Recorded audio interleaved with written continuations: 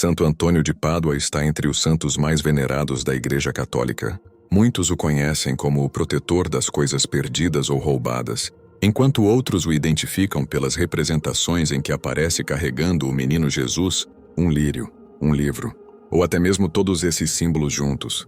Mas ao mergulharmos em sua trajetória, descobrimos a história de um pregador e mestre franciscano profundamente querido, um verdadeiro santo do povo. Nascido em 1195, na cidade de Lisboa, em Portugal, recebeu no batismo o nome de Fernando. Aos 15 anos, decidiu ingressar na vida religiosa, entrando para a comunidade dos cônegos regulares de Santo Agostinho. Pouco tempo depois, com 17 anos, foi transferido para o Mosteiro Agostiniano da Santa Cruz, famoso por seu prestígio na formação bíblica. Durante 9 anos, Fernando dedicou-se intensamente aos estudos. Há fortes indícios de que, nesse período, chegou a conhecer as Escrituras de forma tão profunda que as sabia praticamente de cor.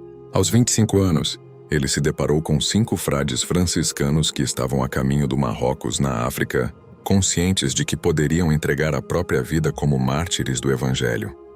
Poucos meses depois, os corpos desses missionários retornaram sem vida. O impacto foi enorme para Fernando. A coragem e a entrega daqueles homens, que não hesitaram em arriscar tudo por amor à mensagem de Cristo, despertaram nele uma inspiração decisiva: o desejo de seguir o mesmo caminho de entrega total. Cheio de fervor, Fernando procurou o convento franciscano e declarou aos frades: se tiver a oportunidade de ir a Marrocos para seguir o exemplo daqueles irmãos mártires, unirei-me a vocês de todo o coração.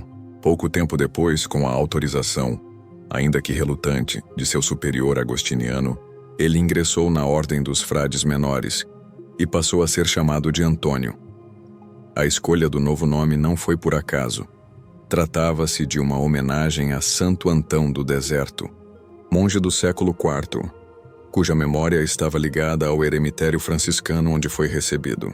Fiel ao seu propósito, os franciscanos lhe permitiram partir para Marrocos, com o desejo de anunciar Cristo e, se fosse necessário, entregar sua vida como testemunha da fé. Mas os desígnios de Deus eram outros. Logo após chegar ao norte da África, Antônio adoeceu gravemente. Meses depois, percebeu que não teria condições de permanecer e decidiu regressar. No entanto, durante a viagem de volta, o navio em que estava foi surpreendido por uma forte tempestade, desviando-se da rota até chegar a Sicília. Desembarcando na cidade de Messina, ele foi acolhido por frades locais, que cuidaram dele até sua recuperação. Foi por meio desses frades que Antônio soube de uma grande assembleia da ordem, presidida pelo próprio São Francisco. Mesmo debilitado, ele decidiu acompanhá-los rumo ao norte, até a cidade de Assis. Esse encontro, realizado em 23 de maio de 1221, ficaria conhecido como o Capítulo das Esteiras, nome dado porque os cerca de 3.000 frades presentes não tiveram acomodações e precisaram dormir em simples esteiras espalhadas pelo chão. Entre aquela multidão, Antônio era apenas mais um desconhecido, um frade estrangeiro quase invisível aos olhos dos demais. Conforme o encontro se encerrava, ele passou despercebido. Nenhum dos provinciais se interessou por aquele irmão que, à primeira vista, não chamava a atenção em nada. Contudo, no momento da partida dos frades, um provincial do norte da Itália notou sua presença e decidiu encaminhá-lo para um pequeno eremitério, afastado e modesto. Naquela pequena fraternidade, Antônio levava uma vida humilde, dedicando-se a tarefas simples do dia a dia: limpar, cultivar o jardim, arrumar as mesas e lavar a louça. Era visto apenas como mais um irmão entre os demais, vivendo com alegria a contemplação, a fraternidade, a pobreza e a simplicidade. Esse período tranquilo se estendeu por cerca de 1 ano. Talvez o nome de Santo Antônio jamais tivesse ganhado tamanha notoriedade se não fosse por um acontecimento em 1222, durante a ordenação de alguns frades dominicanos e franciscanos. O pregador designado para a cerimônia não apareceu, e o provincial, diante da situação, pediu que algum franciscano se dispusesse a fazer uma breve reflexão. Foi então que convidaram Antônio a dirigir algumas palavras. Ele se levantou e começou a falar com simplicidade e sinceridade, mas logo ficou claro que havia muito mais nele. A chama interior que carregava se tornou visível, E à medida que prosseguia, seu vasto conhecimento das Escrituras e a força de sua fé se revelaram de forma incontestável. O que mais impressionava, porém, não eram apenas suas palavras, mas a santidade de sua vida. A partir daquele momento, Antônio deixou para trás a rotina discreta de oração e penitência no eremitério e assumiu a missão de pregador público. A notícia de seus dons chegou até São Francisco, que o enviou a pregar no norte da Itália. Naquele tempo, muitos pregadores viviam de modo distante do que anunciavam, o que criava um contraste doloroso diante da pobreza das multidões. O povo desejava ver em seus líderes espirituais um testemunho autêntico do Evangelho. E em Antônio, encontraram exatamente isso. Mais do que suas palavras, era sua vida que tocava os corações. Mas nem todos estavam dispostos a ouvi-lo. Em certa ocasião, ao pregar em uma cidade dominada por hereges, os habitantes rejeitaram sua mensagem e se recusaram a escutá-lo. Diante disso, Antônio voltou-se para o rio e anunciou o Evangelho aos peixes. E como narra a tradição, os peixes o ouviram.